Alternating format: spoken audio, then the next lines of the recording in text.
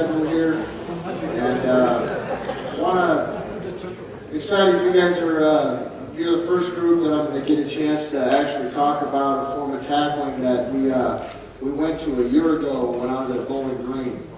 And how many of you here in the room have either watched or prescribed to the Seahawk form of tackling, or have watched that clinic tape or implemented that in your programs? Okay, so obviously most of you. Okay, well that's good. Obviously, where football's going right now, with a lot of the media and I guess hubbub around concussions. I've been involved in football since I was 11 years old, so 31 years right now, and just in the last couple of years, I don't know if I've ever. The concussions have always been, everybody, there's been an awareness of them, but in terms of right now, the sensationalization, or the media sensationalizes right now concussions and programs and teams right now are, are a big target right now for lawsuits and. Right now, with concussions, you can go from one end of the spectrum to the other in terms of what a concussion really is, if the person's concussed or isn't. Right now, it boils down to, and I know from personal experience, it really comes down to probably 2 to 3 different factors. The person involved, the trainer or doctor evaluating the person that is supposedly concussed, and then coming to a conclusion about whether they have a concussion or not. I know that in my experience, my background, believe it or not, is in boxing. My dad used to train fighters in our home when I was growing up, so boxing was a big part of my existence just from when I was as far back as I can remember. So. Getting punched in the head was just kind of just part of something you just grew up, learning how to do, or get punched in the head. So, and here's something I really believe, just based on my experience. I boxed from when I was 8 years old until I was 18, and then after I graduated from college, I turned professional briefly. So, I guess contact sports is in my DNA. And, what I tell our group and what I did last year, give you a story. When I came to Bowling Green, we jumped right into spring football a year ago. And in 15 practices, we had 5 concussions on defense alone. I know, 5, okay? That was my reaction, okay? Well, I knew that we had to do something in terms of how we can approach that and how we can teach it. To give you another perspective, when I was at North Dakota State, the 2011 team played 14 games. And that junior and senior class at North Dakota State, their goal was to finish the season undefeated and to win a national championship. And that was their goal. And they were completely driven. And I have a young coach who coaches with me now from that team and was with me at Bowling Green. And you know how many concussions that group had in a 14-game season? 0. So what that told me is a lot of it, again, boils down to the individual and knowing the difference between getting their bell rung and what a concussion is. Okay? And right now, no one's defining that for these young people, and I think coaches are not taking enough time to basically explain, here are some of the things associated with playing football. There's contact, okay? You're going to get banged up. You may get your bell rung. Now, being truly concussed, you can't stare into bright light. That bothered me right there, staring into the bright light, okay? Okay, you feel sick, you can't walk, okay, you're throwing up, that's a concussion. But getting your bell rung, you see stars for 10 seconds, You shake it off and you go forward. So explaining these things to your guys is really important. Well, we went through all of our fall camp, okay, our practices before our first game at Bowling Green, looking at the fact that we had 5 concussions in the spring in 15 practices. And that was a real concern for us. So basically what we had to explain to our guys is, listen, okay, here's what to expect. Okay, you have to expect this. This comes with the territory of playing football. I use that analogy with North Dakota State and how many concussions we had in 14 games. Okay? Well, we came back last season in Bowling Green. We had a 14-game season. You know how many concussions we had on defense? 0. We had 5 in 15 practices in spring ball. In 14 games throughout the course of the season, we had 0. Okay, so again, explaining, it's kind of like, I use this example. I climbed Mount Kilimanjaro in Tanzania, Africa in 2011. Well, I climbed a 14,000-foot peak in Colorado 4 times, and I knew it was really, really tough. Okay, so I knew what to expect going to climb Mount Kilimanjaro. So explain to your guys knowing what to expect is really going to help alleviate some of the issues that affect your team with concussions. Okay, so that's a sidebar. Okay, now moving on to tackling. Okay, the whole idea with the way we tackle is we want to take the head out of the game. We want to take the head out of tackling. Okay? Thigh tackling is a point of emphasis for us. And when we thigh tackle, okay, the reason we do that is, again, the teaching points that we use is we want to keep our eyes up, okay, and we always want to have a focal point of what we're always trying to attack. So our guys know where their eyes should be, and if their eyes can see what they're hitting, their head is always going to be up. Okay, it's the same form of tackling. Okay, again, because it's able to use the shoulder. When you keep your head up and you're able to put your eyes on where you want to hit, your head is always going to be up. It's never going to be down. The contact point that we always aim for is near the shoulder to the near thigh board. Okay, so in this area right in here. Okay, so we're always looking to make contact right in this area right here. Okay, and if our head is up, and we're always hitting that area, then our pad level is always going to be underneath the ball carrier. Okay? We're no longer putting our head across the bow. Okay? That's the old school way of doing it. Okay? And that's honestly, not only is it not a great way of tackling because you lose the leverage or the angle that you're trying to keep when you're trying to tackle, okay? But also that puts your head in harm's way. Okay? And usually when you're putting your head across as you're trying to tackle, okay, that means you're doing one of 2 things. You're either dropping your head and you can't see what you're hitting, okay, or you're closing your eyes. The ideal finish is cheek to cheek, okay, meaning your cheek to his butt cheek, okay? Okay, tracking. Tracking is how, basically, is the term we use for our feet. Okay? We're trying to eliminate or close the distance between the ball carrier while we're maintaining our proper leverage or our proper angle. Okay? Another term that we use leverage for is understanding all of our tackling is done with the idea that we're getting help from somewhere. Okay? How to track. We always key the near hip, which ties into our thigh tackle. So we're always aiming small. We're aiming for a small area. So if the ball carrier is running and we're coming from this angle, we're always keying as small area as we possibly can. Okay, we're running full speed. And until we get into, we call it the shimmy area. You can call it the contact zone, the hit-up zone, whatever you want to call it. We say it's 1 to 2 yards from the ball carrier. A lot of guys, we call it shimmy. Is as we're running to close the distance between myself and the ball carrier, our stride is long when we're running full speed because we're upright.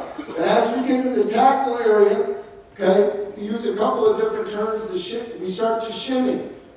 Our definition of shimmy is we put our numbers on our knees. We don't necessarily, and we don't tell our guys to come to balance. Okay? We don't tell them to break down. We literally say we want your full speed in your tackle. The only thing that changes is your pad level. If your pad level changes, your stride changes. So if I'm running full speed, I have a long stride. I'm upright. As I start to gather my feet underneath me, my strides become a lot shorter. And when my strides become a lot shorter, I can move here. You can't do that when you're running full speed and upright because your stride is long. But when you bring your numbers down to your knees, you shimmy your feet, okay? You don't force your feet to slow down, but your feet have to slow down and gather themselves as your pads start to lower. So we just use the term shimmy. Shimmy means put your numbers on your knees. Okay, once you're in that shimmy zone, okay, the hip area, it's a near foot shimmy. We just say it's a near foot shimmy. Shorten the stride by gaining ground, but the near foot is always up to the man. So we always step to the man. If we do this, coach, you want to stand up real fast. If we step to him here, okay, if I come in at this angle here, if I step with my outside leg, okay, what happens is in order to secure the tackle, then my inside foot comes here and I get my head across. When we want to step, is we want to step here and bring our leg through here so we can put our hip on the ball carrier.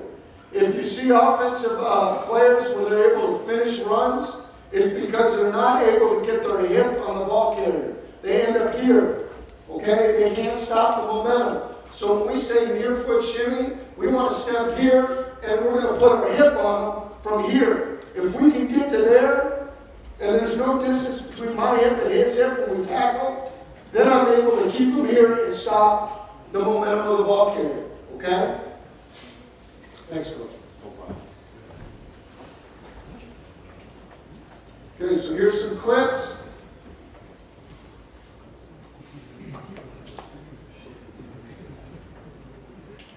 You see this guy right here, okay?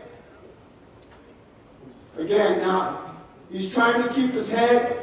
We'd like him to keep his head out of this, but again, what we like about this is, and this is what we mean by leverage or the proper angle. He knows where his help is coming, okay? And his leverage is always going to be outside.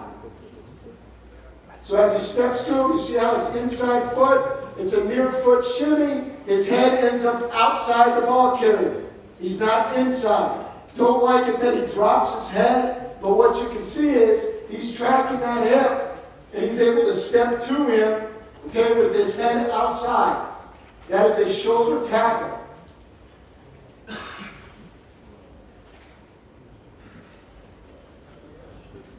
There is no head involved in that tackle.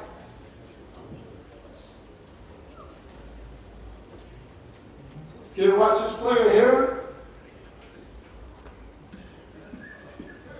Like his face to be a little bit outside of the ball carrier, a little further, but still it's a very good tackle. His aiming point is to the hip, and he's able to get his head across.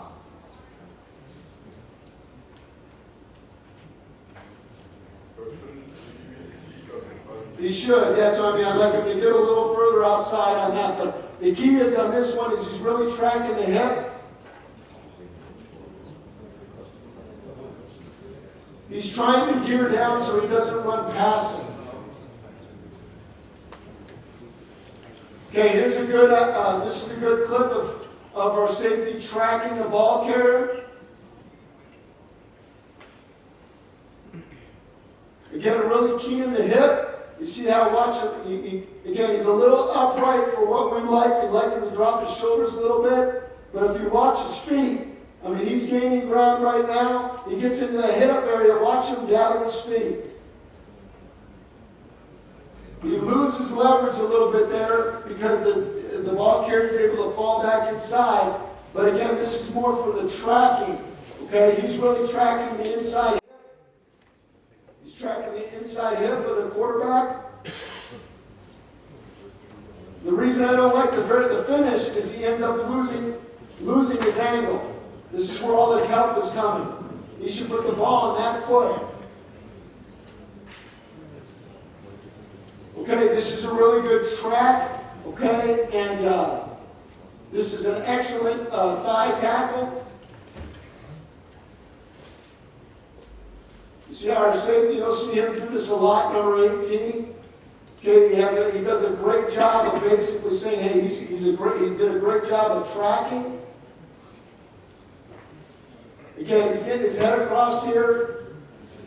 This isn't a good clip of him getting his head outside. What we'd like him to do is put, and I will show you what we call a roll tackle later on. He does a much better job putting his head outside. This should have been a roll tackle opportunity. But it's a great job of tracking the hip by him.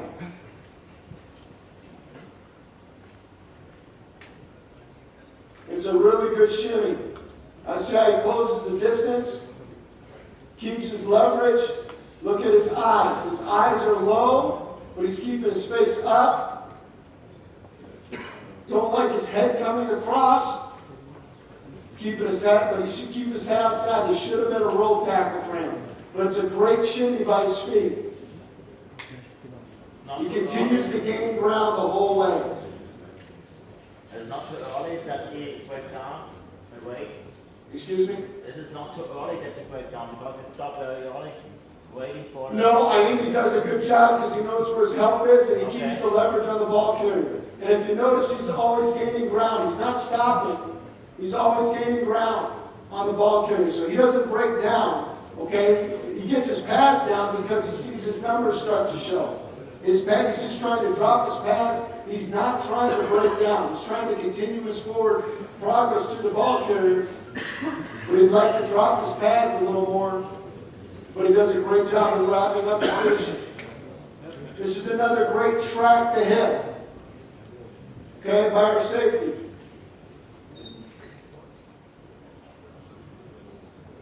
Again, playing with his leverage, gets his head, and basically he's able to put his hip on the ball carrier. Another good example, actually this is a really good example of what happens, and you know when running backs are able to finish their runs, it's because when the free hitters, okay, like this safety here, can't get his hip on the hip of the ball carrier.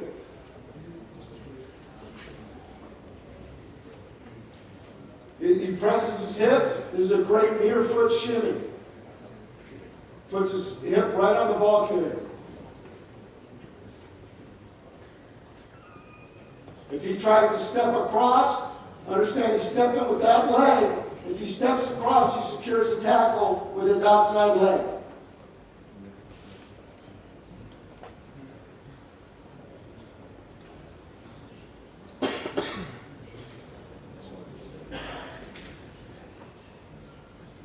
Okay, there's a better job by the safety here.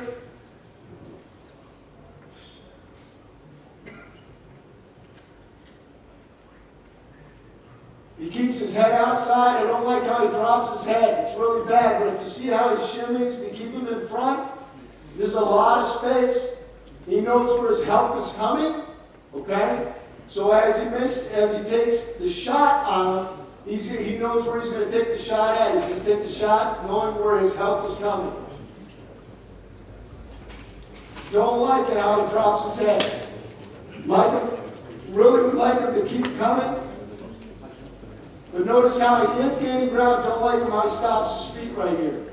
But a couple things is he does break on the football. He's still gaining ground from the 40 to about the 37.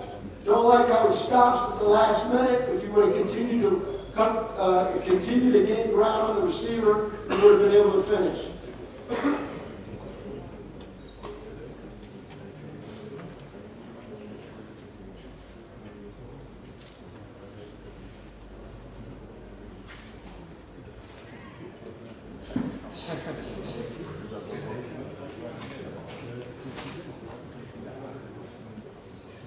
Okay, this is a nice job by the same guy.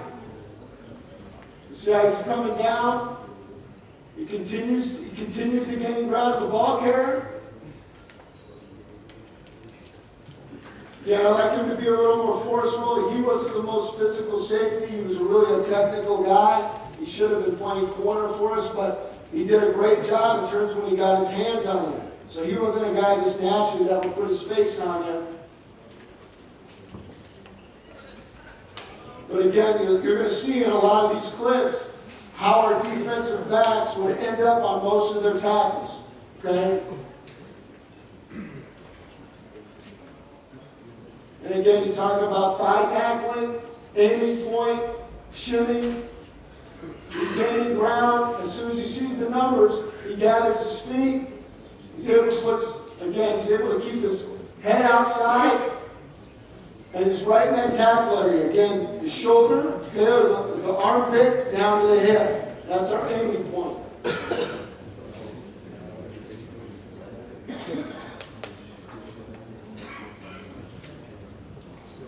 Okay, once you enter the shooting zone, okay, eyes through the thighs. These are teaching points that we use. Eyes through the thighs. Wrap and squeeze, okay? Again, how to kill the legs is you got to squeeze. So once you wrap, it's not just run the legs. We're trying to bring your legs all the way into our stomach. Okay, and then of course we want to drive for 5. We want to keep our feet moving. Well, I'll add a couple comments here.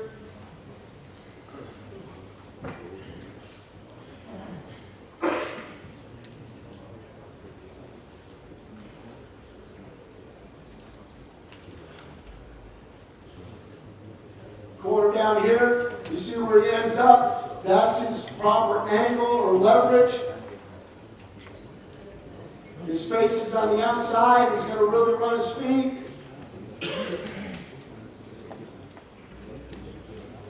Again, that's a very good open field tackle by the corner. He gains ground, shimmies, outside, eyes on the hip. And you see how he's really trying to squeeze, and he's driving his feet. Watch his feet get back underneath him.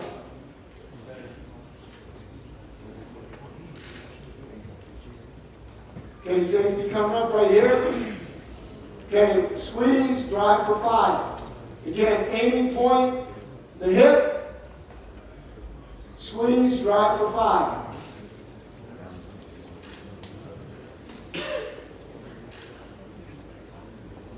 Safety here, he's tracking it, tracking it, tracking it. You see a better look here. Again, you see how they're, we can talk all that we want about rapid squeeze and drive for 5. If you don't see your guys doing it, then we're not coaching it right. Okay? So that's the thing that you're going to see with a lot of the majority of these clips is our guys are going to finish like that. We're killing the legs. We're killing the legs. Here's one of the drills that we do. Okay? It's just a 4-cone drill. Wanted to show you this clip. This is Jude Barima. He started 10 games for the Buccaneers this past year. And he did an excellent job. 2 years ago at Bowling Green, he played Tampa 2 corner for Lovie Smith last year. But a really real physical tackling corner.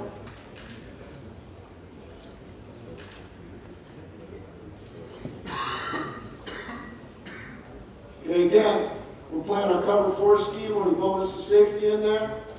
And you see how he's tracking the hip. Driving his feet. Okay, he's really trying to get his pads down. Stop running back. But again, driving his feet for 5.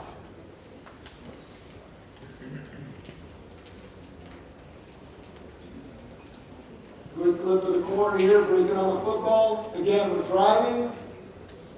And that's just running through the tackle. Don't like where his head ends up here, but like the fact that, again, his aiming point is the hip.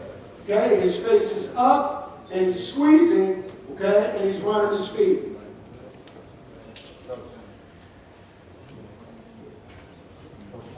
Yes? Right here. Hold on. Okay, right here. Well, you talked about the finish of the tackle. You talked about the roll technique and the drive for 5. Yes.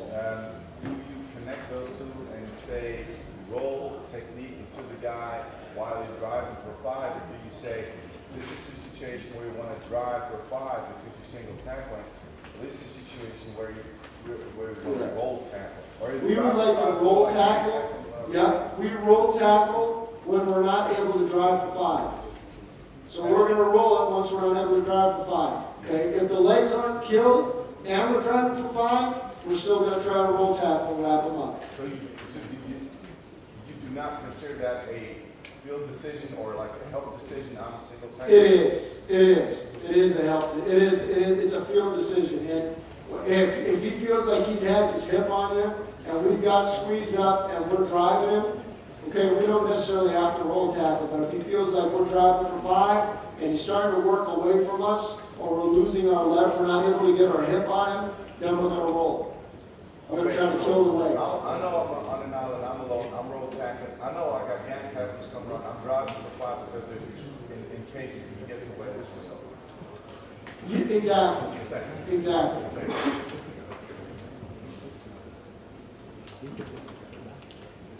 Okay, another good example. Let me see if I'm going to get to some low tackles here. Okay, you see our corners showing up quite a bit. Again, tracking the hip. This isn't a bad shinny. I don't like how he stops, but watch his near foot. Watch his near foot. See how his near foot stepping to him? That's the near foot. Okay, stepping to the ball carrier. I'll show you a couple of roll tackles here and then we're done.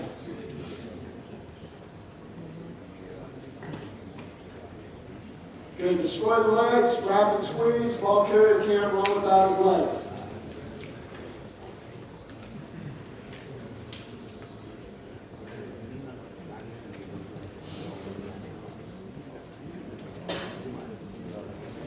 Okay, here's a good clip. Again, this is where we roll right there. He's really, you can see him twisting his arm, dropping his arm, throwing his hips.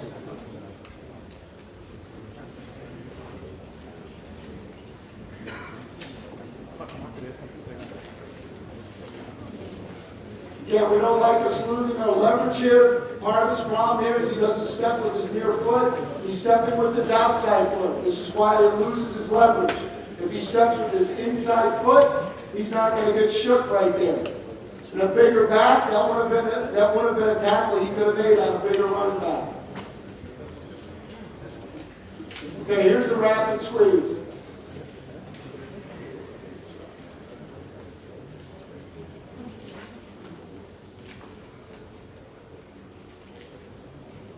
See how he's trying to get the roll in, but at least he's finishing with his head on the proper leg.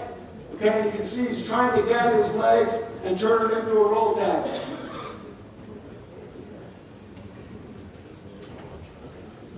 There's a good example of a roll tackle. Watch your safety here. So he gathers the legs, he's dropping his shoulder, he's really trying to roll his hip and squeeze his hip into the ball carrier. Ball carrier's starting to get away from him a little bit. He can't drive for 5. He's going to roll tackle. Last one.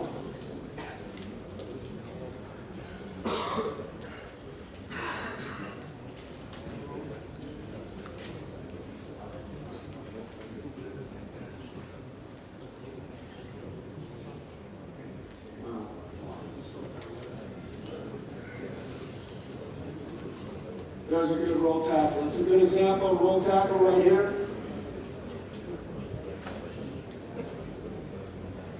And again, he can't get his hips. He can't drive for 5. He's taking a shot. I'm going to roll, try to bring my hips, trying to kill the legs, not only with my arms, but with my body. Okay. All right, thank you.